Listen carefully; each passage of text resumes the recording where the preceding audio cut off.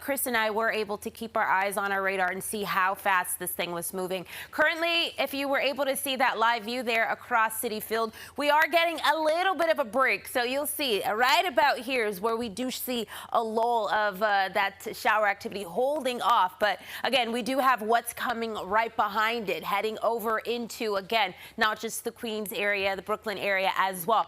If we take a look out to the west of the city, wanting to remind you that where we see these oranges, the yellows, the reds, that is indicating that this is where not just our heavy downpours are coming, but also this dangerous lightning moving across the area, but also damaging wind and hail can also not be ruled out of those sails, taking you over to areas east of that. So exiting portions of Connecticut here, moving towards the North Shore area. So if you're in Seatocket, Sound Beach, Middle Island, Center Reach, you are also likely to see this heavier downpour moving across your area, the flickering of that lightning, some dangerous lightning coming through this area, but also the possibility of some hail cannot be ruled out. Once again, over towards the Somerset and the Middlesex area, across portions of Jersey, another cell that we are continuing to track. So it may be a little bit longer before we start to see that game picking back up. Definitely we'll see that this wet activity will continue across the area,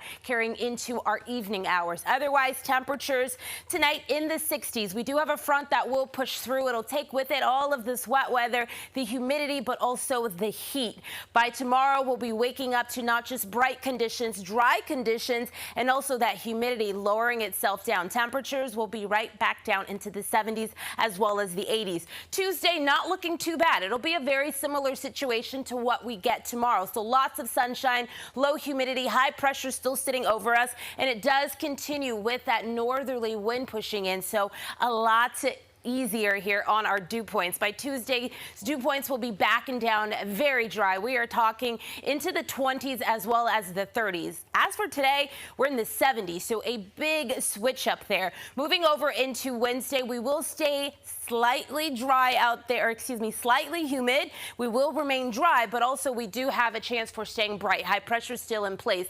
As we roll over into Thursday, Thursday is July 4th. Wanting to remind you that the heat will return because we will have high pressure sitting off to the south of us, and we know what that means. It does usher in all of that warm air from the Gulf. So temperatures will be jumping right back into the 90s on July 4th, but we'll also have a system sitting right across our area, and it does bring the chance for some storms. And of course, we'll keep our eyes here on that. There's a look at your temperatures for July 4th. If you are going to still be outdoors, expect the heat to return once again. Over the last 5 years, temperatures have been a mixed bag. A few of those 70s and 80s. Again, this year we're shooting for the 90s with dew points right back on the oppressive side. So it is going to be an eventful 4th of July in the weather department. By the time Friday arrives, it's still going to be soupy out there. We'll still be holding on to some of that wet weather as well. And if you take a look at your 7-day forecast, next weekend also looks to come with a little bit of some unsettled weather.